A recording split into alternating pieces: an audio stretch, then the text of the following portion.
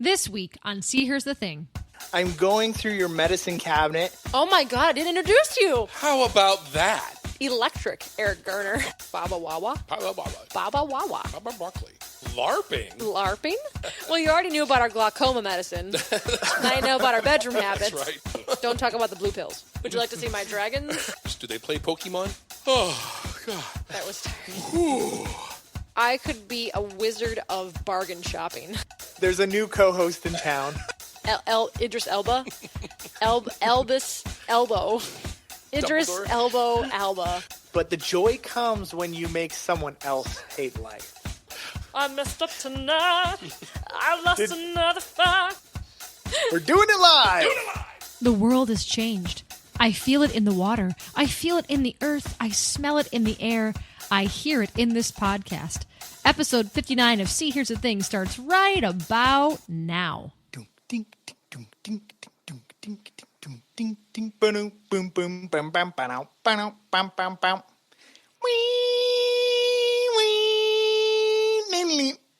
Ladies and gentlemen, welcome back to another episode of See Here's the Thing with a vastly improved theme song from our guest today, Eric Garner. So I guess this is the time to say welcome, Eric, to the show.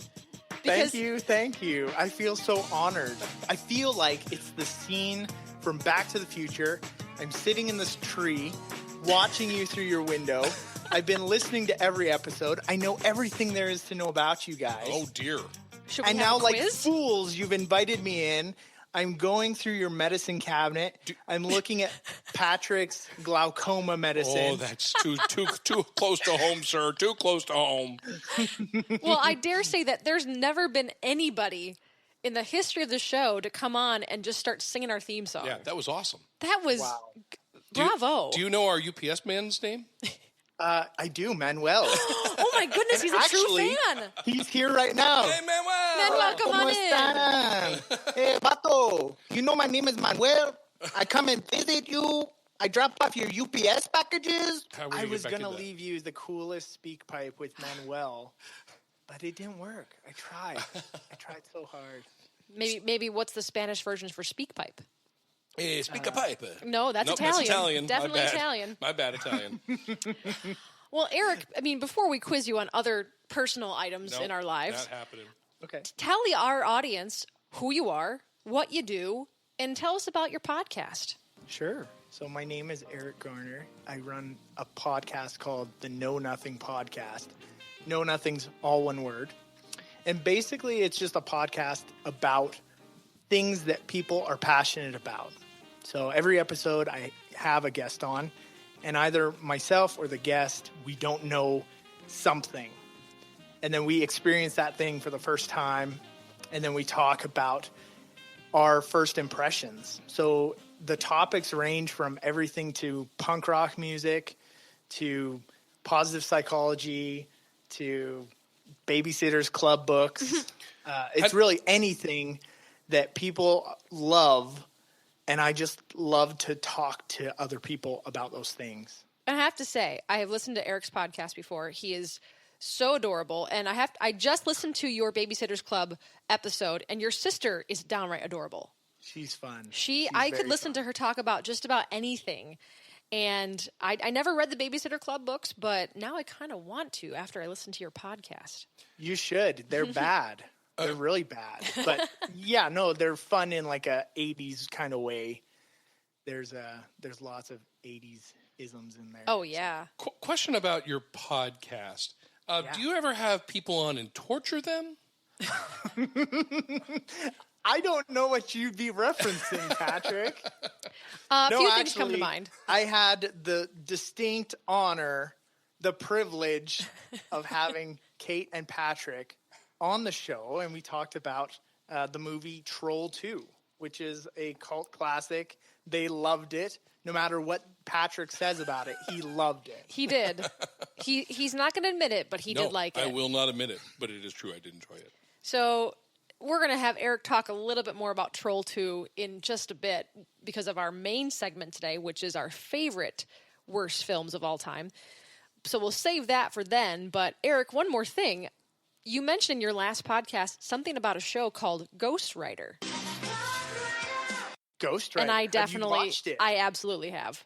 Oh, Is it so good or what? You brought it up, and I'm like, oh my God, I totally did watch a show that was called Ghost Rider. It was one of those things like, it wasn't a super popular show, but I absolutely remember watching it. Yeah, Because it's one of those things where the people, like you said, nobody watched it, but the people that did, it was a big part of their life. Oh, sure. It was something they remember. Oh, sure, definitely. Definitely. Yeah. Go and find Ghost Rider. It's impossible to find.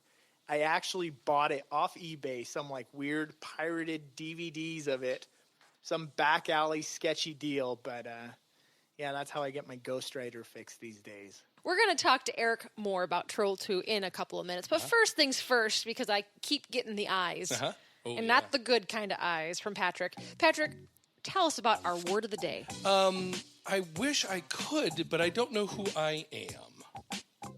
Oh my God, I didn't introduce you. How about that? I was so taken with Eric. I forgot all about you. How about that? How quickly I that feel happened. so bad. I didn't even get my to your... first episode on your lovely show, and I've already destroyed it with my intro music and my Manuel impression. Some would say all of that has improved. just thrown this whole thing right out the window. Some would say improved. Well, he's Canadian. Of course I like him more. He's just so polite. Oh, that hurt. Well, you're polite too. Oh, there it is. I'm here, listeners, if I was amiss in explaining entirely who is with me today, I mentioned Eric Garner, the electric Eric Garner. Man, this just is getting worse But and I'm worse. sitting here with my other co-host, my polite Patrick. I've gone from co-host to other co-host. This is just getting awful and more awful. Hello, Kate. How are you? I'm great. Welcome to the show. Thank you so much. I'm so happy to be here. It's a thrill. I'm so glad you could clear your schedule for this Kind today. of a squad goal for me. A squad goal? Squad goal. Did someone bet you to say that on our podcast? Because you never that the say word of the squad day? goal. Squad goal is not the word of the... It now is. Now it is. No, it is not. Would you be so kind as to tell our listeners and my co-host Eric what your word of the day is? All right, fine. The word of the day, for those of you who don't know, is our word. We try to get it in. We try Sneak to it slip it in, sneak it in. Tap it in. Try to get it in any way, shape, form of the word. Our word of the day is going to be confuse. I think this will be kind of easy. Confusion, confused, Confucius. Can I just do the action? Because I feel like I've already done that with you. That's what. No, what you're doing is an eye roll, and it's not the same I've thing. confused you. Confuse. Confuse. Again, I'll say I write this down, but that doesn't even help me. So I'm not going to write it down this week. Just going to go by the seat of my pants. Welcome to my world. So now that we've gotten that out of the way. Oh, that unpleasantry. Yes, unpleasantry. Go on. Eric, would you like to discuss what's been going on in social media on See Here's the Thing this week? Sure. You don't have a choice. We're going to do it anyway. Here we go. So on our Facebook page last week, we asked everybody, what's getting you through your Monday? The following people replied. David Mitchell said, a little yard work, reading some Hamlet, a lot of sunshine, and relaxing by the pool. So Hamlet and pool time. Susan H. said, what was getting her through her Monday was today, realizing tomorrow is a holiday, because last week was the 4th of July. Okay. All right. Phil R. from Blazing Caribou. Filler? Phil Rude. He's the host of Brokeback Mountain. Filler. He said a Reese's cup was getting him through his Monday. Hey, whatever. Very much agree. Yep. And then Teeny HS said grilling and Sudoku. Oh. So thanks, guys. In Thanks that for, order? In that order. Wow. Grilling, maybe she grilled the Sudoku book. I don't think she should do that. That probably wasn't as much fun. Nope, probably not. Over on iTunes, we had an awesome review from one of my new favorite people, Stephen Pappas from Is This Adulting Podcast, who is going to be a guest in a few weeks. He said about our show, this show, I mean, just listen to it. It is so great. It is so refreshing to hear the kind of riffing on modern culture that my friends and I do on a daily basis. It is awesome to be able to feel like part of that conversation even when I'm out for a run or mowing the lawn, and it certainly makes those tasks go by faster. Check them out. You'll be so glad you did. Excellent. Thanks, Stephen. Nice. Thanks, that Steve. was lovely. Yeah, we love getting stuff like that. So if you like our show and would like to leave us a review on iTunes, there's a chance we may read it, especially if it's creative. We will be more than happy to read your creative review on this show. And especially if it's positive.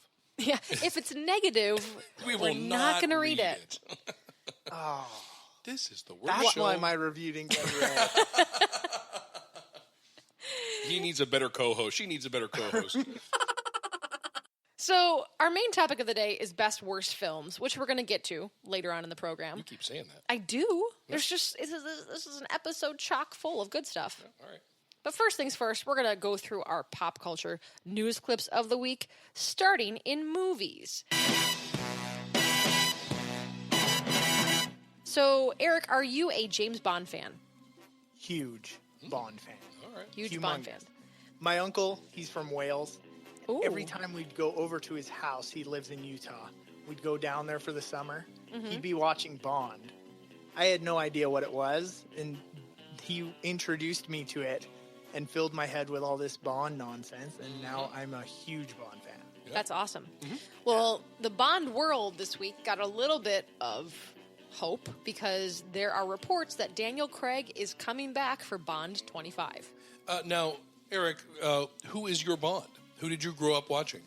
Well, see, I'm young, so technically I grew up watching Pierce Brosnan. Okay, But, all right. but my favorite is Roger Moore. Now, that's my Bond. But James, I need you. So does England. That is the Bond. Yeah, that's my Bond. What did we learn recently? That he had done something stupid like 16 movies or something. It was a lot. Yeah. And he was, It was crazy. at first, he was kind of panned because of the humor aspect of him. Well, he's also not built. He was a very scrawny guy. Right. Yeah. But he's my Bond. He is your Bond, he's not my Sean Bond. Connery. No. Sean Connery was like late 70s, and I was way too young. I didn't really get into it until the 80s. Okay. Interesting. Yeah, I'm Sean with Connery, Eric. I mean, he's the famous Bond, right? He's the Right. one that everyone pegs as Bond. But Right. for me, Roger Moore is better. That's a controversial statement. Yeah, that's okay. That's what we're all about here. So not only is yeah, exactly. Not only is Daniel Craig possibly back, but so is Adele. Hello. And they're saying not that she's going to be in the movie, which would be pretty awesome. She's going to be singing the theme song again. Isn't she not touring anymore because she hurt herself? That is also something that came up in the news. I think 2 weeks ago, they were saying that she's canceled the rest of her tour because she has vocal cord damage, and this may be her last tour ever. So I don't know how true that is, given the fact that 2 weeks ago she recording an album and touring are two different vocal strains. You record an album, Exactly. you recover. You go on tour. There's very little time to recover. and she's got a young child, and I think that's a consideration for her as well. She likes to be a homebody. You know, if she has said. she doesn't do the movie, never mind. We'll find somebody like her. Never mind. I'll find somebody like Yeah, you. this news confused me though. Oh, there it is. Oh shit! He got it. Because Daniel Craig originally had said that he didn't want anything to do with Bond ever again. Yes, So- I did read that as well. I think this is kind of controversial amongst Bond fans, but I would say that Daniel Craig is my second favorite Bond. He's right up there. Interesting. I would I agree have- with that. I have loved his movies. So I also think it's one of these things where he comes out and says, I will never make a Bond movie. And then Yeah. the producers go to his ear and go, $100 million. And he goes, oh, I'll do one more. One more won't hurt. Yeah. Yeah. Well, I have to mention this because every time we mention it, Patrick laughs. Apparently, he has been talking with the producer, and Patrick finds her name funny, Barbara Broccoli. I don't know if you've ever said that name to me before. I have on the podcast. Barbara Broccoli. When we were talking about how Why- he might not do another film. She needs to be a reporter. Reporter. Why is I'm Barbara Broccoli. Like Baba Wawa? Barbara Baba Wawa. Broccoli. So, yeah. Just I'm me? with Eric. I'm with Eric on the fact that I grew up watching Pierce Brosnan, but I dare say my favorite has to be Daniel Craig because I really haven't gone back to watch all the older movies, even though I own the box set. Yeah, you do. I probably should do that. Probably should go back and rewatch all of them. So if you're a Bond fan, listeners, get at us with your favorite Bond films and we'll watch them. Yeah. Except for skip over Moonraker. That movie's Okay. garbage. Moonraker was a laser, wasn't it? Yeah, they build a spaceship. They build like a space base on the moon. It's pretty Laser. bad. You know how I know that? Because in GoldenEye N64, there's So a good. weapon called the Moonraker, and it's a laser. Well, but isn't Yes. Moonraker what Austin Powers was coined after? I mean, wasn't that movie Moonraker? Am I? Yeah, That's yeah, what it I thought. is. Moonraker is definitely the most campy. Of, Okay. Probably all that's the what I Bond thought. films, but Oh, see, now I want to go back and watch that, and then watch Austin Powers. No. Eric said don't watch it. Don't watch it. To compare, though. but that one could actually make my best worst films list. There you go. And it actually popped into my head, but Yeah. I've got some other ones Okay. I feel are better. Small news clip this week. We got a brand new trailer for The Greatest Showman, starring Hugh Jackman and Michelle Williams. Yeah. This is going to be an original movie musical inspired by the life of P.T. Barnum. Cool. Yeah, and it's all brand new music. Zendaya is also in it, along with Zac seen Efron. that name. Zendaya, she's everywhere nowadays. Barnum was a musical written in like the 70s, and it was actually one of the first musicals that I kind of like really enjoyed. Is it really? Got into. Yeah. Okay. When I first started teaching music, it was there was an album in the room of Barnum, and I just kind of listened to it every day and really kind of loved it. Not Michael Crawford. Who? Yes. Was it Michael Crawford? Yes, it okay. was. It was Michael Crawford. Eric, do you like musicals? I like musicals, but I do not know Barnum. I don't know that musical. There's a song called "There's a Sucker Born Every Minute." There's another song called "Bigger Isn't Better." Okay, yeah. Sung by Tom Thumb. Bigger isn't better, stronger isn't wiser. How has this escaped me all these years? The music's actually very delightful. The show is not so good, but the music's delightful. Well, I watched the trailer for this, and it looked awesome. To me, it's funny seeing Hugh Jackman in another singing role after he had kind of been maybe unfairly thrown some hate after Les Mis. Yeah. But he always just kind of looks confused in the trailer. I don't know. Yeah. Weird. Yeah, no, I agree. He was throwing some shade for Les Mis. I was hot and cold with Les Mis. Me too. There were parts of it I really enjoyed, and there were parts I didn't. Hugh Jackman was actually kind of a brighter spot for me. Yeah, across the board, though, it was just really disappointing. I felt that, what was my complaint with him when he sang? Wasn't it his vibrato was a little too much, or he had too bright of a tone? And Jean Valjean or Javert was my biggest disappointment. Oh, absolutely. Absolutely. Yeah, And they made this great stride by saying, "Oh, they actually sang live on a set." It's like that's what people in theater do all the time. So I got one more movie clip for you two. Wonder Woman, there is going to be a sequel, and apparently it's going to be set in the 1980s, Oh boy. Okay. possibly in Russia, No, really? possibly with Chris Pine. Oh, all right. Yeah. He was okay. He didn't bother me. As we reported a few weeks back, we did learn that he'd signed a multi-movie deal. And spoiler alert, if you have not seen the film, you may want to skip ahead 15 seconds right now. Chris Pine supposedly dies in the first film. How he's going to come back is beyond me, unless our comic book friends have some ideas as to how they could clone him or have him not truly be dead. That would be enlightening to me. Eric, did you happen to see Wonder Woman? I didn't. Is it not released in Canada the true yet? sense of the word, I am, in this instance, a know-nothing. Oh, wow. Except for I know that Chris Pine dies now. Oh, I'm so sorry. No, I'm just joking. It's fine. In fact, I don't get to see very many movies. So what I do to supplement is I just listen to your reviews, and it's like I've seen them. Well, I'll tell you right now, there's no guaranteeing he's dead. Obviously not. It was a little confusing at the end of the movie because the plane exploded and you assume Spoiler he's dead. alert. Yeah, Spoiler spoiler alert. It's okay. It's okay. This is Spoil good. me. It's fine. You can take it back to your podcast and be like, I just had a movie spoiled for my Know Nothing this week. How about that? So yeah, Chris Pine back at Wonder Woman set in the 1980s. Let's go into the world of TV because one of our favorite shows is coming back this Sunday, and that would be Game of Thrones, of course. And along with that, there is a Game of Thrones exhibit coming this fall.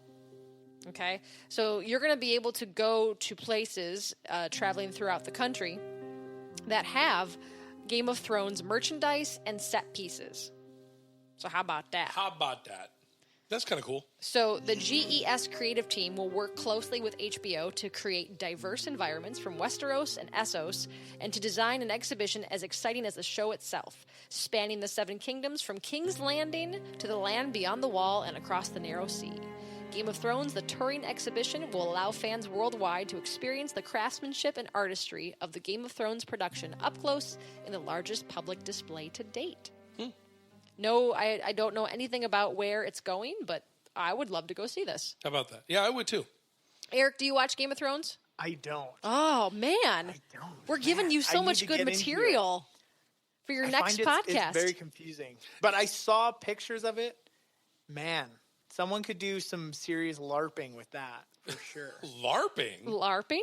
Do you know what LARPing is? I do not, but now I have to know. Man, my Urban podcast Dictionary. is just sneaking in here at all times. Live action role play. It's when people dress up in like medieval gear and do like Actually, fake fighting in the park. To be fair, Kate does live action dressing of Game of Thrones every night right before she puts her pajamas on to go to bed. Oh, yes. I say, what character do you want me to be tonight from Game of Thrones? It's literally any character because they're all naked. They're all naked. So. They're all naked. Yeah, exactly. Well, I did watch one show, and there was a lot of nudity. Yes. So There's tons. Yes. So, And every time the episode starts, they always have that disclaimer, adult nudity. language. And whenever there's nudity, the group of us that watch it, we all cheer. We go, yay! Boobies! We're pervs. Boobies, yeah. okay, a lot of things are falling into place since coming on this show. It's making so much sense. Well, you already knew about our glaucoma medicine. Now you know about our bedroom habits. That's right. Well, I I didn't mention the other things I found in that medicine cabinet. Yeah, you though. probably Thank you. shouldn't. Yeah. Your secret's safe with me. Don't talk about the blue pills. Wait a minute. It's from the Matrix, Patrick. Don't. I wasn't going the other way. Don't worry. Okay. I know you like the Matrix. Anyway, I just looked up LARPing. It's a live-action role-playing said game. that. I know. It's a form of role-playing where they dress up and physically act out their characters' actions. You're doing it tonight. Would you like to see my dragons? Hello. Yeah, there's actually a LARPing group in my hometown, and they meet in like the park right by my house. What? And occasionally I'll be walking through that park and just think, wow, Yeah. these Now, Eric, guys have no life. you're saying it meets in your town next to a park near your house. Did you set up this LARPing group? I wish. Now, I have another question for you. When they all gather in their costumes, do they play Pokemon? No, Nope, it's okay. all medieval stuff. They're acting out their war, Oh, for sure. interesting. But they have a club, and recently at like a community fair, they had a booth. And I turned to my wife and I said, my hair's not long enough to join that club. Because you have to have at least a ponytail. Oh, yeah. at Oh, yeah. least. Absolutely. Well, here's my next question. Patrick, if you have to LARP, what would your character be? I would be the most out of shape Death Watcher, or the on the wall. The Night's Watch? The Night's Watch. I would be the most out of shape Night's Watch that when they saw something coming went, here they come, and then followed by, oh God. That was terrible. Yeah, that would be me. But nobody would know you're out of shape because you wear so many layers. That's what I'm saying. In the Night's Watch. I would look fantastic in You'd all look. those layers. Everybody looks good in black. You look Slimming. striking. So slimming. Eric, what would you be if you had to LARP? I'm definitely the dwarf, right? I'm a portly fellow. And yeah, definitely a dwarf. I'd grow out a big, thick beard. Well, I don't grow great facial hair, so I'd have to get like a big, fake beard. He sounds like Gimlet. And, Gimli? I'd definitely be the dwarf. Patrick is referring to one of our favorite characters from Lord of the Rings. Gimlet. It's not Gimlet. Gimlet. Gimli. Gimli. Is that Gimli. Yeah, Gimlet. He gets it wrong. Gimlet. It's actually Gimli's lesser known Alcoholic brother. Although I think he did a fair say, amount of drinking wait in a that minute. movie. So But see, Kate, you always ask these questions, but I I'm do. curious. What would you be? well, I feel like I have to deviate from my obvious answer, which is the Decorker. The Decorker, yes. My very famous alter ego. Based on real life, I would want to be Wonder Woman right now because I am obsessed with that movie. Okay. I'm obsessed with that movie. And All right. I'm obsessed with her. She's so awesome. Yeah, all right. Huge fan. Realistically, I feel like I could be a wizard of bargain shopping. Like couponing? I'm not familiar with the character. Yes, it was actually in a Harry Potter. Oh, all right. Yeah, it was Albus Dumbledore's lesser-known sister. Albus who? Idris Elba. Albus Elbow. Idris Dumbledore? Elbow Alba. It's all Jessica making sense Alba. Now I get it. 6 degrees of separation. Jessica Alba, Albus Dumbledore. Who also... No, not couponing, just finding really screaming deals. Okay. I thought for a minute you were one of those extreme couponers. No. That has like the trading cards book full of coupons. No, I'm just really frugal, and I won't buy things that are too expensive. I really do love Target and Walmart. Unless they're shoes. Even then, I won't spend over like 40. 100. No, 100. No, I think the most expensive pair of shoes I've ever bought was running shoes, and those are naturally expensive. Naturally. And I bought a pair that gave me a stress fracture, so let's not go there. I want to get to our main topic of the day, so let's run through these next few clips in rapid succession. Hercules may be becoming a Broadway musical. Oh, good. They need more money in Disney. Because Disney's hurting. I mean, with Frozen coming out next season, man, they need some new ideas. Zootopia may be coming to Disney World at Animal Kingdom. As like an attraction, a ride? A whole land. They're saying that where they currently have Rafiki's Planet Watch, which is actually a land accessed by a train ride, they're going to incorporate the train ride because that was a part of Zootopia. You rode a train to get to Zootopia. Try everything. I messed up tonight. I lost another fight. That's my Shakira. Did Shakira just come in your room? Like, what happened there? She knows Manuel. Shakira. Oy, Shakira, ¿cómo estás? Está bien. I'll leave you two alone. Oh, she just left. Sorry. That was really quick. But, Right. yeah, Zootopia. Yeah, cool. You're gonna get... I have something to add on to that. Uh-oh. I was told by somebody who may be in the know, Mr. Sean Sockley, that there is rumor, and I've actually kind of confirmed it online, that in Epcot, France, they have put a permit in to put in the Ratatouille ride that they have developed in Paris. But France, as of right now in Epcot, does not have an attraction. So, according to the Walt Disney World News today, which looks official, a permit has been filed for a Ratatouille attraction ride. I had heard that it was going to become the new restaurant. Well, you know what? I'm done. I'm sorry. I walk away. I don't mean to steal your thunder. No, I'm done. We're doing it live. I don't mean to take your thunder, but... Oh, thunder gone. Go on. It's now a light drizzle. I did read that they're going to rip out the Chefs de France and Monsieur Paul in favor of having Gusteau's. You, madam, are calling Sean Sockley a liar? Yeah. Okay. Well, I'm not saying that there could also be an attraction. Because I think that they should keep doing that. They were very successful when they added the Frozen attraction to Norway. And look at Mexico's. I also heard that Mexico's getting ripped out. Good. I mean, no. Yeah, they're going to replace the Three Amigos ride with something from Coco, their new movie. I think you're making that up. I'm not making that. I read things. Okay. All right. Patrick, I do appreciate your addition to the table. Okay, yeah, right. Erica's still my co-host. Okay, all right. I'm over here if you need me. And my last news clip of the week is very exciting for me because this is one of my favorite authors. Dan Brown is releasing another Robert Langdon book called Origin this October. Thank God, because what's his name? Dan Brown. No. Tom Hanks. Tom Hanks needed another movie. He did. He's really hurting. He and Disney. Not doing so hot. Do you want to guess, Patrick, what this next book, Origin, is about?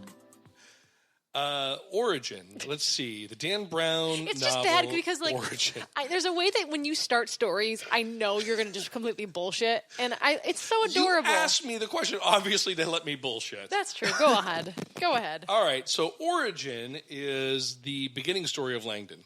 It's his birth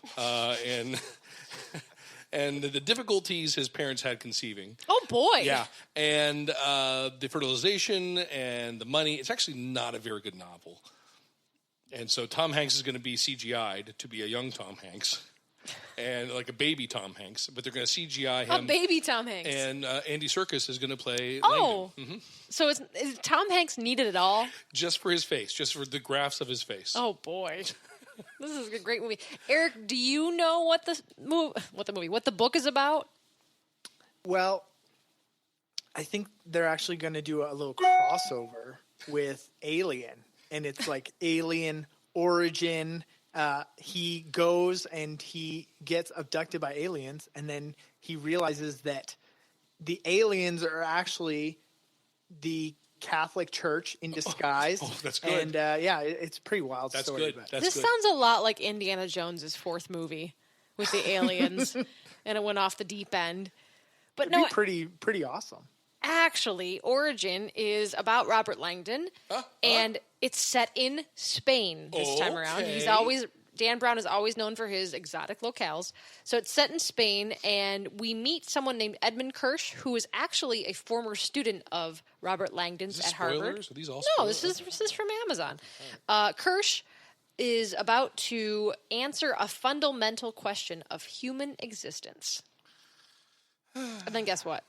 Something They get chased happens, around they a get lot. Chased around, somebody dies. It's a madcap affair. Yes. Hijinks ensue. Lots of slapstick comedy. Anyway, so that's Dan Brown's novel Origin coming out in October. Before we go on, we're going to take a little break. When we come back, we are going to talk about our best, worst films of all time with our guest, Eric Garner from the KnowNothing Podcast. So please sit tight. We'll be back in a few. Hey, Kate. Hey, Patrick. Hey, guess who's here? Who's here? David Mitchell. Wait, isn't that guy from Allen Act? No, All in Act. He's here to tell us about his schedule. His schedule? Like what he does every day? We want to know his BMs. Oh, I have two. And I mean number 2. Dave's here to talk about his upcoming schedule for All in Act. Hi, Dave. Hi, how are you? Good. Tell us all about your spring schedule for All in Act Theater. Our spring schedule has some really great stuff coming up. First of all, we are opening in April 28th to May with Ken Ludwig's fantastic, hilarious farce, Lend Me a Tenor, followed by our student production in June of William Shakespeare's classic Romeo and Juliet. I hear that's a comedy. Oh, well, I'm sure it has funny moments. What else are you guys doing? Oh, well, we're following that up in September, October with Sleuth, followed by The Crucible by Arthur Miller, and we're ending the year with Ray Cooney's hilarious farce, Tom, Dick, and Harry. If anybody wanted to go find out more information about All in Act or the upcoming productions, where might they go? Oh, you might go to www.allanact.net. Not Allen's Act, Allanact, ALLANACT.net. All in Act Theater is located at 652 West 17th Street in Erie, Pennsylvania. $1 of every admission is donated to Community Shelter Services and helps Erie's homeless. We are located at 652 West 17th Street, Erie, PA. You can also get us at allanact.net. To date, we have raised over $39,000 for Erie's homeless. That's fantastic. You can also find All in Act on Facebook, Twitter, and Instagram. And they are also proud sponsors of See Here's the Thing. Erie's best entertainment value. Theater lives here. Do you like sci-fi, AI, and technology? Do you enjoy going on tangents and down random rabbit holes of a subject? Then join me and my friends each week on Brokebot Mountain as some artificially intelligent people attempt to walk through a maze that explores themes of existence and free thought in sci-fi TV, movies, and books. The conversations are unique and bring an unusual perspective to the genre and can literally go anywhere. And we do mean anywhere. You can find us at blazingcariboustudios.com or look for Brokebot Mountain on iTunes, Stitcher, and Google Play, or anywhere you listen to your favorite podcasts. Do you ever wonder when Spider-Man goes to the bathroom if the toilet paper sticks to his fingers? Do you ever wonder why Superman wears his underwear outside of his pants? My name is Imran. My name is Anthony. He's the Jock. And he's the Nerd. And we're your hosts for the Jock and Nerd podcast, where we sometimes try to attempt to answer these questions. This is a full spoiler podcast, and we swear a lot. Check it out for awesome geek news, interviews, and comic book reviews. Visit jockandnerd.com. We are your superhero TV, movies, and comic book culture curators. Boom. Jockandnerd.com. Jock and Nerd. So listeners, welcome back. Before we go any further, I forgot to mention that we are nominated for a podcast award. Woohoo! Yes. Here's where we need your help. Eric is super excited. We need people to go on to podcastawards.com and vote for us in the TV film section. You can also vote for us in the People's Choice Awards as well. If we get enough votes, we move on to round 2, which is when the real listening begins, and a whole panel of judges will start to listen to various podcasts in the different categories. So in order to get that far, you need to help us out by going on to podcastawards.com, creating an account, and then voting for us for best podcast in the TV film category. Please. Listen, people, do this. You have to help these poor, almost newlyweds out. Thank you. That's Yes. right. Go vote. You can do it with multiple email addresses. Yes. Just start making email addresses and voting for here's the thing, both categories. Your 'Cause name. It really is the best podcast on that list. Your name. It's a thing of beauty. Your name at CompuServe.net. CompuServe. Netscape. That's a deep cut. Lycos.com. Lycos. Oh my gosh, yes. Man. Yep. So yeah, if you could do that, listeners, that would be so helpful. And then if we get in, I think it's basically out of our hands at that point because it goes to a panel of already appointed listeners. Woohoo. So who knows what'll happen. But I know what will happen today on this episode, and we are going to talk about our best, worst films of all time. In preparation for this episode, I explained to my co-hosts Oh my God. that they needed to find movies that they, A, liked, but that, B, were sort of universally panned. And before we go on, I don't want any confusion, but she said to get the top 3, I picked 4. Mm-hmm. Yeah. Patrick overprepared for this I episode. overprepared, and I also got confusing. So did I. Did you? Absolutely. Son of a- Eric still beat us both. That's fine. All right. Look at you being all slick. I got it in. So did I. All right, go on. So anyway, best worst films. This was prompted because when we were guests on Eric's podcast, he expressed an intense love for the film Troll 2. So Eric, That's I right. think it's only fair to start off this section by letting you talk about Troll 2. Just sing. Row, row, row your boat gently down the stream. Merry, merry, merry, merry, life is but a dream. Troll 2 is an iconic movie. It's a thing of beauty. It's a masterpiece. Patrick, A little too hard on the sell there. this is not your time. Okay, all right, go ahead. There's a new co-host in town. He just told you to be quiet, basically. That's awesome. Yep. Troll 2 is it's generally panned as the best worst movie ever made. It was created in 1990 by an Italian director, Claudio Fragazzo. It stars the likes of Michael Stevenson and George Hardy. Who are those people, you might be asking? Boy. I am asking Nobody that. knows. No, but it's awesome. They created this movie. It has nothing to do with Troll. It's kind of a standalone thing. It used to be called Goblins, but then when they released it in the United States, they realized this movie is so bad that it's never going to sell. So they changed the name to Troll 2 to kind of tack on the success of Troll. And it's just a wonderful thing. It has no trolls in it. It's kind of a horror movie. A little kid and his family go on vacation to a remote town in the middle of nowhere that's actually inhabited by a bunch of goblins. And the kid is the only one that realizes that all of these people, these shape-shifting people are goblins. And so he has to decide and try and help the family to realize this. And then, lots of things ensue. So Eric, was the first movie bad? Troll? Yeah. No, Troll is actually generally well received. I've never actually seen it, but Troll is supposed to be pretty good. Yeah. Troll 2, on the other hand, is pretty bad. But Troll 2 doesn't have anything related to Troll 1. I mean, that was one of the things we discussed on your show. The sequel didn't really sequel anything. Yeah, exactly. It has zero to do with Troll. And so you don't have to watch a movie before you watch Troll 2. And most importantly, did you ever do a count of how many trolls actually appear in the Troll 2 movie? There's zero. Oh, that's there are right. 0 trolls in Troll 2. That's right. It's 0. That's right. That's right. Like we said, we had to watch it. We watched this for Eric. We opted to. And it was in the discussion of the film, which you just need to go see it, everybody. Just go.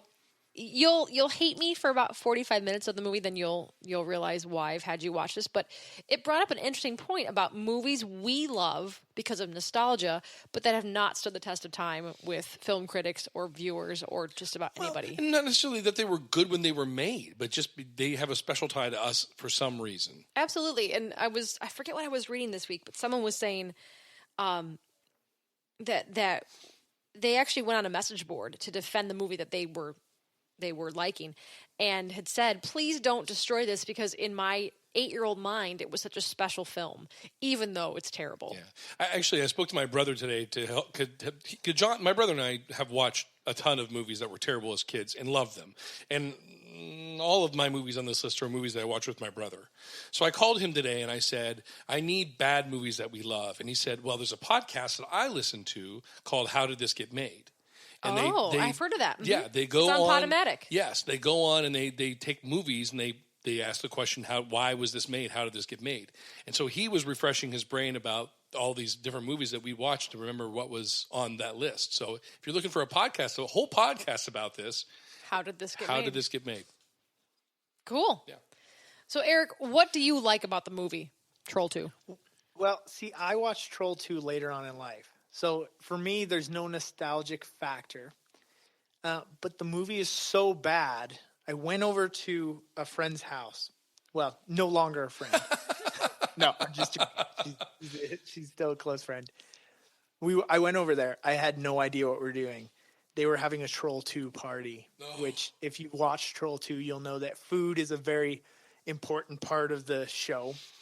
Oh, so she made all these cakes and stuff. And we watched Troll 2, and I was angry. Yeah. I think everyone has that reaction when they first watch it. They are hating life. Yes. But the joy comes when you make someone else hate life. That's where the true joy comes. So when I watched it, I felt like this burden. It's like back in the day when you used to get those like letters, the chain letters. Oh, yeah. Like, you have to send this to 3 friends.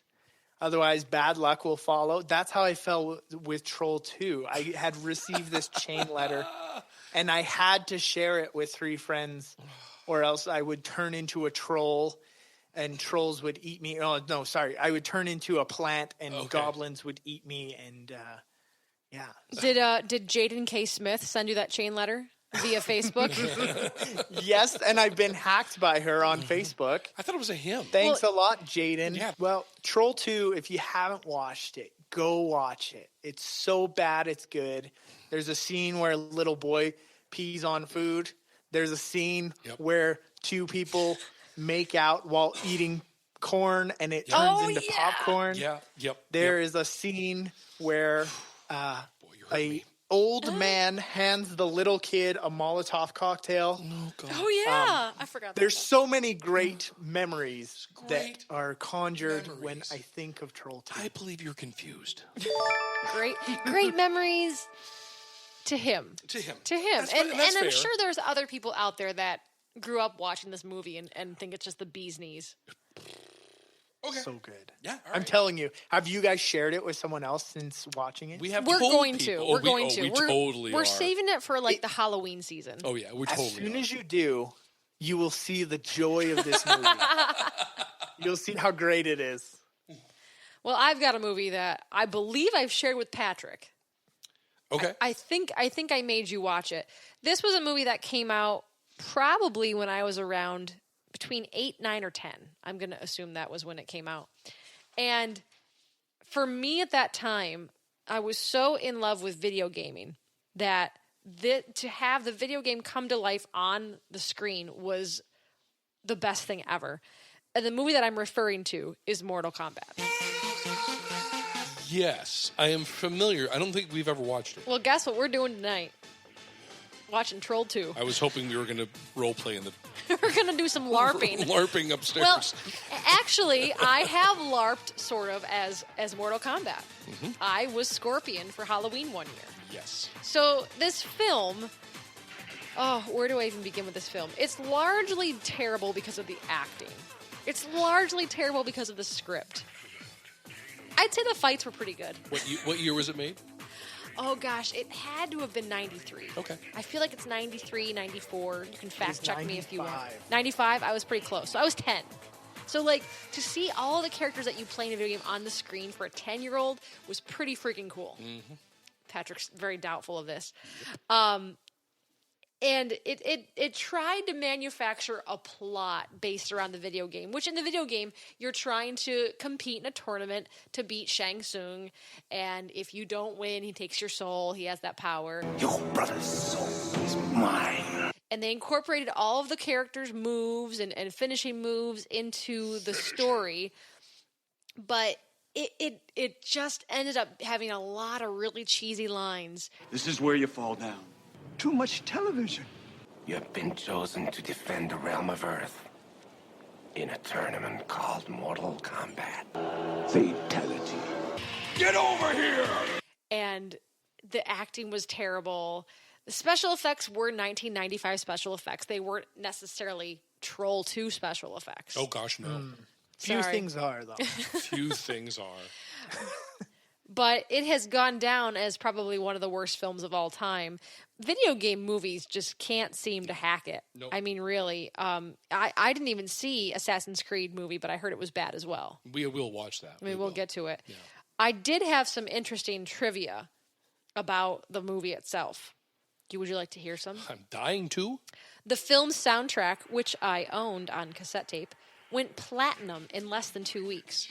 And it featured like this really weird mishmash of techno and the score of the film and some just dance songs. Jean-Claude Van Damme was originally considered for the role of Johnny Cage, but he turned it down to do Street Fighter. Well, that wasn't a good move either. Yeah. Steven Spielberg, an avid fan of video games, was supposed to have a cameo, but he couldn't do it. So that's why in the early part of the film, when you see Johnny Cage on set, there's a director that looks a lot like Spielberg. That was like a little homage to him. Interesting. How about that?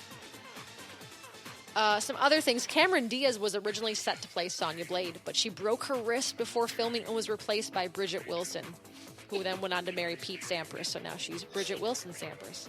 She has a little bit of money. She's not. Well, no, she's hurting like Tom Hanks in Disney. Right? Let's see here. What else do I got for you guys? It enjoyed a three-week run at the top of the U.S. box office. So back in 95, it was nice. They did like it. So, Eric, have you ever seen Mortal Kombat? I have. Okay. And the best part about this movie is the theme song. Oh, yeah. Mortal Kombat! Classic. Beautiful. I don't think that's it. Is that it? Yeah, there was a gong started it off, Yeah. and then there was like remixes, and then they had Mortal Kombat 2 Annihilation, which was an even worse film. How would that theme song sound if Danny Elfman wrote it?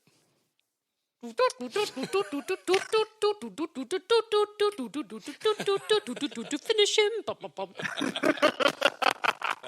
Yeah. Oh, my goodness. And speaking of the main theme song, Brian Patrick Carroll, a.k.a. Buckethead, wrote it. Yeah, well, there you go. There you go. Using GarageBand and some extra tracks, yes. That's right. Here's a really cool fact. Frank Welker, do you know who that is? I went to school with him. He was Dr. Claw on Inspector Gadget. I'll get you, Gadget. I don't know. That was it. Okay. He was uncredited as the voice of the creature reptile and of the Emperor Shao Kahn. Oh boy, Shao Kahn. So now that I think about it, it's almost identical to Dr. Claw. Interesting. I mean that by saying whatever. Here's one Patrick will like, because I know Patrick likes this person. Sean Connery was the first choice for the role of Raiden. He turned it down. How could he turn that down? He turned it down.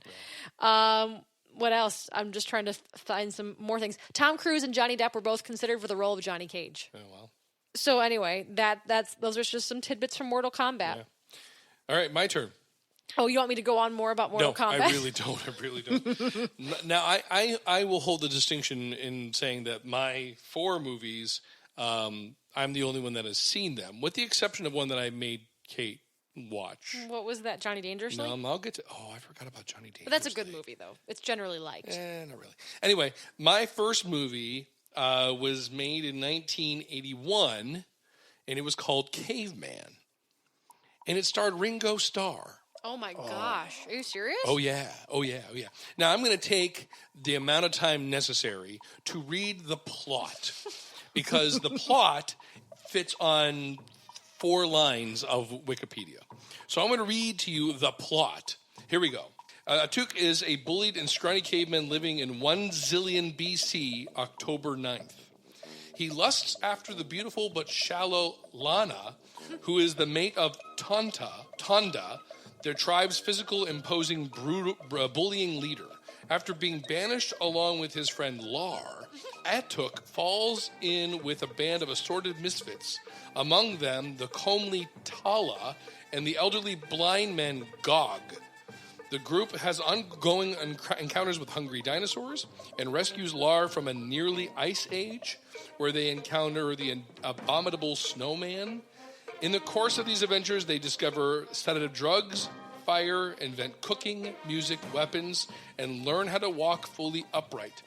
Atuk uses these advances to lead the attack on Tonda, overthrowing him and becoming the tribe's new leader.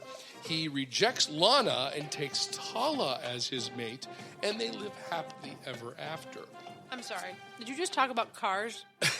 The new Tonda. Right? 2017 Tonda. Critical reception was mostly negative. Rotten Tomatoes ranked the film as rotten with a 24% score based on 17 reviews. Not the worst I've ever heard of. Roger Ebert gave the film a 1.5 out of a possible 4. Okay. The cast was, quote, interesting, he wrote, but the mainly failing of Caveman was it being a spoof of no popular original material for it to satirize. There has never been a really successful movie set in prehistoric times. Ice Age. Okay, maybe a live movie. I don't know. It was Shelley Long was in it. Dennis Quaid was in it. Directed by Carl Gottlieb. It's wonderful. It's got some juvenile humor. Actually, every single one of my movies has incredible juvenile humor. There's a theme here. Oh yeah. So really, really low brow humor. The one caveman, when they discover the Ice Age, drops his pants to go to the bathroom and his urine freezes. So it's stuff like that throughout the movie. They make fire. It's unintelligent to say the least, and I absolutely love it. I highly recommend Caveman. Well, I didn't even know Ringo Starr was in movies. That was like other than Hard Day's Night, I think that was the only other one he did. That doesn't count. That's a Beatles film. Yeah, right. No, I think he hasn't done much, but that one was a gem. Eric, had you ever even heard of this? Have not heard of it. I haven't but either. I'm a huge Beatles fan. Oh, so yeah. I feel like I have to go watch this right now. You do, and you have to report Stop the show. I'm going to go watch it. Report back to me when you watch it, because I want to know. Oh, I'm there. Yeah. I'm just looking at pictures from the movie. Yeah. This looks like my kind of movie. Yeah. And I feel like you guys know me because you watched Troll 2. Oh, I'm telling you, we're going to love this movie. You are going to love this movie. Oh, heavens. I want to watch it really bad. We will watch it. We will watch Caveman. I just can't remember who's who. The names are too similar. It's very clear once you watch it. Tonda. Yeah. Atuk. Gok. Gog, excuse me. Gog. Yeah. Gotcha. Yeah, it's dumb. It's hysterically dumb. Oh, awesome. Eric, do you have a second movie for us? Wait, you didn't say it right. I'm sorry. So my second movie. Eric, what's your number 2? Oh. Speaking of juvenile humor. Thank you. My second movie, also from 1995, alongside Mortal Kombat, is a little movie I like to call Waterworld. Waterworld. It was which so is pan. A post-apocalyptic science fiction action film. Yes. It was. Do you guys remember Waterworld? Oh, God, yes. Yeah, and how bad it was. Terrible. I watched it again last night because I was like, surely it's not that bad. But don't call me Shirley. Terrible. It's I loved it, though. I loved it. I watched it and I realized that this could be my reality. So the point of the movie is in the 21st century, right now, the polar ice caps have all melted and it's flooded all the earth. So it's just a world of water, hence the name. And Kevin Costner, the lead, he doesn't even have a name. He's just called the Mariner. Ooh, interesting. Spooky. He kind of travels around. He's a drifter. He's a loner. He goes to this place and they find out that he has gills and webbed feet. And he's really good at swimming. Now, didn't he also have to deliver a package and he had to like reestablish the whole mail system? I don't know about Is this the postman? The postman, sorry. I got myself confused. Okay. Sorry. You're confusing our guests. I forgot about that movie because I could have just done my whole list of Kevin Costner films. Yes, honestly. So bad. He's not the best. He's not the best. Although we do like Draft Day. Mm-hmm. We did like that really? movie. Yeah. He's Kevin Costner in it This too. is coming. I am a big Cleveland Browns fan. Oh, you need to watch it then. Which I know. And I watched it opening day. This is really embarrassing. But I live in Canada. Mm-hmm. Nobody here cares about Cleveland or the Browns. I'm kind of an anomaly.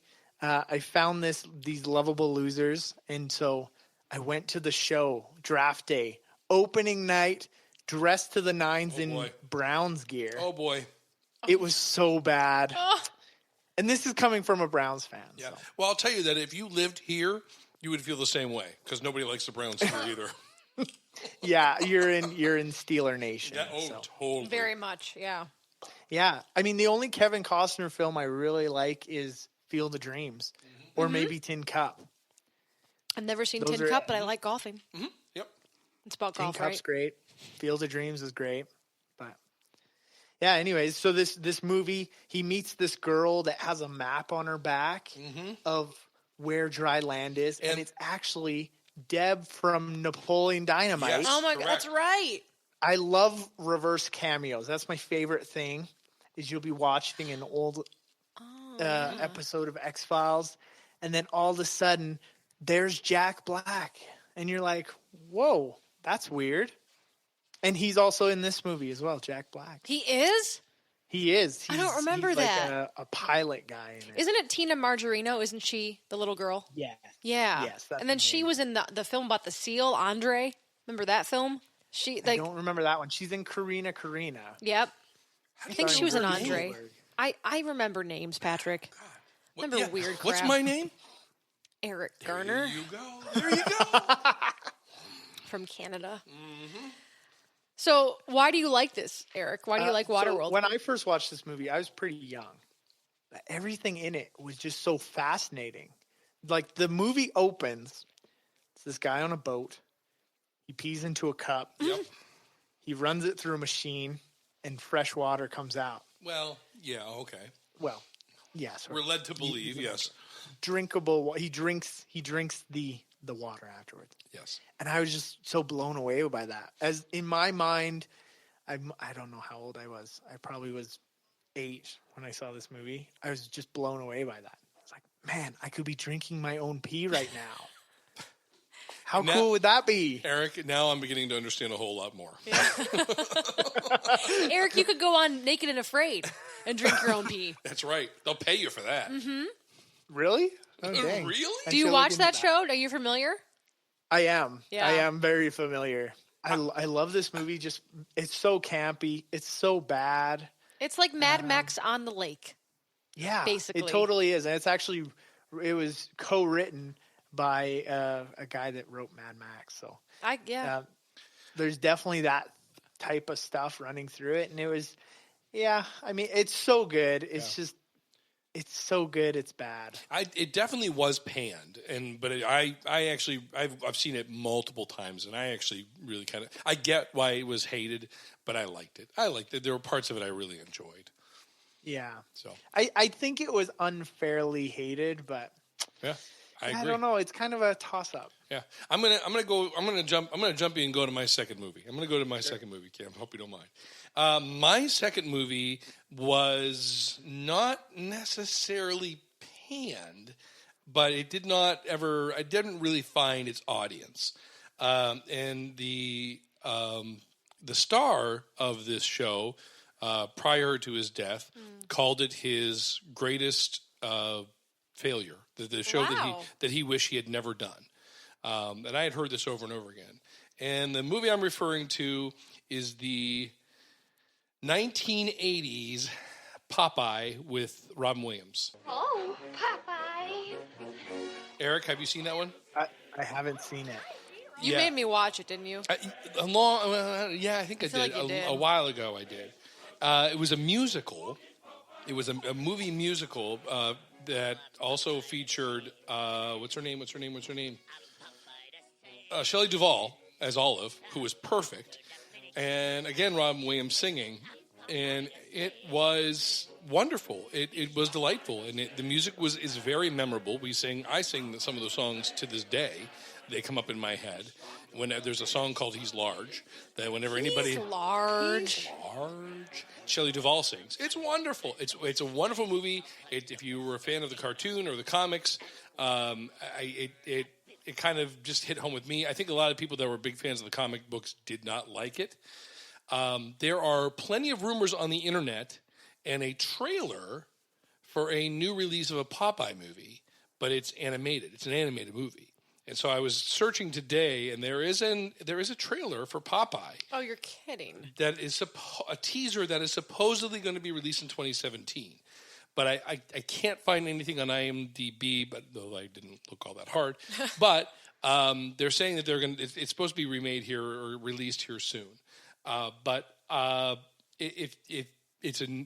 have to look at it speaking of campy, it is so campy it's disgusting. But I know there are friends out there that have seen this movie. I'm gonna put money right now that David Mitchell has seen Popeye. I'm gonna wager that sure right he has. now. He knew the plot to Jack Frost. I'm gonna wager when you didn't. right now. He has seen it and he loves it. That's my guess. So okay, I'm gonna take on my second film, and I'm actually, sadly, this is gonna be the last film we're gonna talk about today. Then we'll just mention our other films that were in our list because we're running out of time. But I'm gonna end with one that ties in both Patrick's film and Eric's film. Eric mentioned Waterworld, which I believe in Waterworld was Dennis Hopper. Yeah. Patrick mentioned that Robin Williams often said that Popeye was the worst film of his career. Correct. So I'm going to go to a movie that features Dennis Hopper and then has a star that has often said that it was the worst film of his career. Oh, God. Seriously? You know where I'm going with this. I'm going to Super Mario Brothers, the movie. Really like video game movies. I do. Or hate them, one of the two. Well, they often tend to be terrible, and this is no exception. Eric, tell me you've seen this. I've seen it. I've seen it, and I love it. Right? Who doesn't love it? Absolutely. So good. It was a complete failure for several reasons. Number one, on set was a disaster. It was a complete disaster. It was a husband and wife team putting it on, and they kept running out of money to the point where they were extracted from the set, and then the producers had to finish the movie. The leads, Bob Hoskins and John Leguizamo, came to work drunk to get through this experience because it was a terrible experience. The script, it deviated so far from the actual content of the video game that it just didn't work. They wanted it to be way more adult than what it needed to be. It needed to follow the movie or the video game way more closely. So there's all that. You get Mario and Luigi, who are brothers living in Brooklyn, and they are plumbers. Mario. They are plumbers. And Luigi ends up falling in love with this young girl named Daisy, which is a throwback to Princess Daisy in the video game. So yeah, you got that. They end up following her through this portal underneath the Brooklyn Bridge to Dino Hatton, which is ruled by King Koopa, and he is the very much human Dennis Hopper, and they're trying to find a way to get to our world to take over our world, and there are Goombas, but they're not really cute little creatures. They're people that they de-evolved with this special gun, and it just went so far out in left field from the actual content of the video game that it was universally panned. But I can't help liking it. It was such a... Again, it was when I was young and saw this, it was just the coolest thing to see Mario and Luigi up there. And they actually have a lot of references to the video game, but it just was such a different tone that it didn't work, and the script is the worst part of it. The script went through several rewrites. One of the rewrites actually was very close to the video game, but that was scrapped. So I have some really interesting behind-the-scenes trivia for you. Bob Hoskins didn't know. You said interesting. Yeah. Do you know what that word means? Yes. Okay, go on. I think they're interesting. All right. I actually saw John Leguizamo live. He did a one-man show. And I think at one point he was talking about the film, and I went, woo! And he goes, really? So Bob Hoskins and John Leguizamo were not fans of this film. Hoskins didn't even know that the film he was making was based on a game until his son asked him what he was working on. And when he mentioned it, his son showed him his Nintendo game. Wow. So there was that. It was the first feature film to be based on an actual video game. As I have said, Leguizamo and Hoskins would frequently get drunk to make it through the experience. And Bob Hoskins actually broke his finger on set, and Leguizamo broke his leg as it was kind of tied into them drinking. Oh, this is even more fascinating. It gets weirder and weirder. Tom Hanks wanted the role of Mario, but Nintendo worried that the star of Turner and Hooch and Joe versus the Volcano couldn't headline a blockbuster. So true.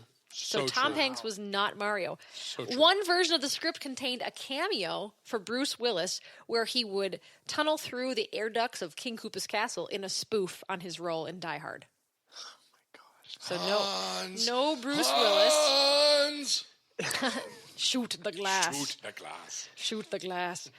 Arnold Schwarzenegger turned down the role of King Koopa. Bravo, Arnold. Bravo. I don't know if that would have hurt the movie. Probably. I don't know at this point.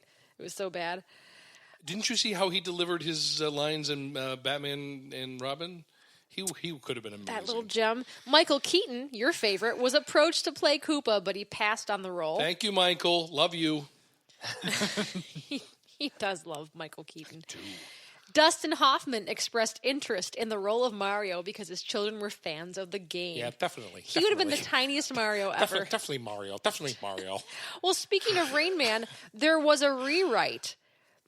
Barry Morrow wrote a draft of the screenplay, but producers felt his draft was a little too much like his previous film, Rain Man. When did he have time to do that after he was singing, I write the songs? Not Barry Manilow. Barry Morrow. Sorry. I knew that you were going to go there. Bad. Harold Ramis was offered to direct the film, but declined. Attaboy, Harold. Danny DeVito and Bruno Kirby were both attached to play the role of Mario at different times. Too short. Too short. He's a Goomba. And last but not least, Kevin Costner turned down the offer to play King Koopa. Oh my God. So there's just a few little tidbits. Wow. So many stars. And honestly, when I think about this movie, I just think of my childhood. So good. Wow. If you haven't seen it, go watch it. Then watch Troll 2. Then watch Caveman. It will just be an evening to remember. Awful, awful movies. All right, so due to time constraints, just give us like your third movie and give us a little quick blurb about it. Sure. My last movie is all of the Ernest movies. Oh! But specifically, Ernest Goes to Camp. We all know Ernest, Jim Varney character. Rest in peace. He goes to camp. And he's Ernest. What more is there to say? If you've seen an Ernest movie, you've seen them all. All right, I'm gonna go quickly through my two. Sure, go my for last it. two. Yeah, that's right. You have 4. I had 4, so I'm gonna quickly go through my last 2. One of them was called Brain Donors. Okay. It was a movie done in 1992, and it was a Three Stooges spin-off featuring the talents of John Turturro. You love him. I love him. Bob Nelson and Mel Smith. They play 3 wacky guys doing slapstick, and they play doctors. It's Marx Brothers meets Three Stooges meets 1992. And my last movie that I've saved is a little ditty. My brother and I grew up with HBO.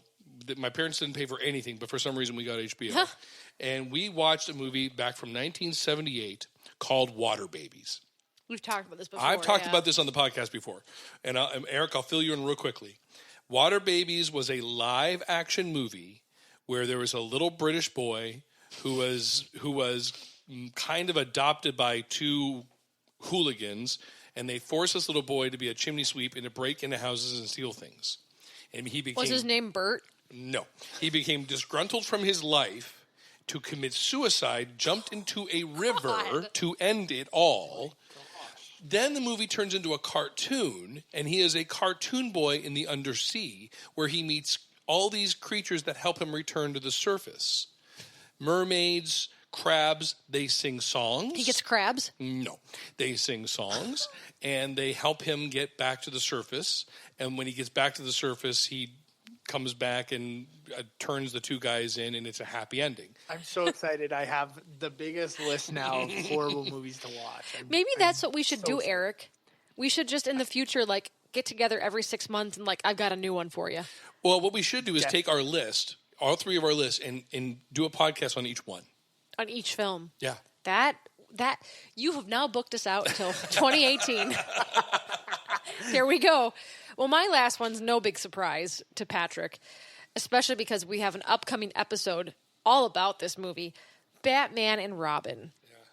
Yeah. Again, another one of those films that I saw at the right time in my life to love it, because I ignored the fact that it was a terrible script and terrible acting and terrible sound effects and special effects. Suffice it to say, it's just another romp with Batman and Robin, this time with bat nipples and Alicia Silverstone. Bat nipples. I'm going to leave you with these two things about this film. In an interview, the cast members were asked what item from filming they would like to take home with them. Arnold Schwarzenegger, who played Mr. Freeze, said that he would be taking home Mr. Freeze's armor. Uma Thurman, who played Poison Ivy, wanted her throne, and Elle Macpherson said she just wanted a cap or something with the Batman and Robin logo before anyone else. When asked, George Clooney said he wanted to take home Elle Macpherson. What? How about that? And then last but not That's an option? Last but not least, when filming was over, George Clooney quipped, "I think we just killed the franchise." Oh, my God. So close. Pretty close. So close. Pretty darn close. But then it was saved and resurrected. Have no fear, Batman is still here. That's right. So those are all of our... Batman versus Superman. Yeah. That's right. And almost killed it again. Yep, exactly. That's right. Well, Superman was killed. Spoiler alert. But anyway, those are our favorite worst movies, listeners. This whole episode, we've been lucky enough to have a brand spanking new co-host, Eric Garner. I feel so bad that I came in and usurped your spot, Patrick. You know, it happens weekly, so it's okay. If that's all it took, Eric, I mean, really, there's not much to say for Patrick to start, but Seriously. You have been absolutely delightful. I still can't believe you sang our theme song. Tell our listeners one more time, if they would like to find you, where to find you on social media and where to find your podcast. Sure. So you can visit our website, KnowNothingPodcast.com. Twitter is my social media of choice. So if you want to get a hold of me, my Twitter is KnowNothingPod. I also have a Facebook page, Facebook.com/KnowNothingPodcast. It's pretty simple. I'm on iTunes, Stitcher, Google Play. Everything that you use to listen to podcasts, we're out there. And it's Know Nothing, all one word. Pretty simple. Yeah, we'd love to have you come and check out our show and chat with us. So. And just to let everybody know, I met Eric through the 2 Pods a Day hashtag campaign, which was sponsored by Josh Hallmark, and it featured 2 new podcasts a day for about 30 days. And another campaign is happening later this month. So search the hashtag 2 Pods a Day to find 2 brand new podcasts for your listening enjoyment. So I want to thank you all for tuning in once more. Thanks again, Eric, for coming on and singing our song and chatting with us. Me. Absolutely. Anytime. Seriously, I'm one of the biggest fans of your podcast ever. I listen to every episode as soon as it comes out. And I just love what you guys are doing. Keep it up. I hope you go big in the podcast awards. If we make it to round 2, let's see what happens. And that's another reminder that to get us in there, we need some votes to get to round 2. So that's where you come in and can help us. But Eric, you've been wonderful. Patrick, you've been here. I think possibly the nicest thing you've said to me. I think we all got the word in this week. I think for the first time. Triple dings for all of us. Don't think that means what you think it means. I'd like a ding to go around for everybody. We all got dinged. Anyway, we will see you next week on another episode of See Here's the Thing. Bye. Bye.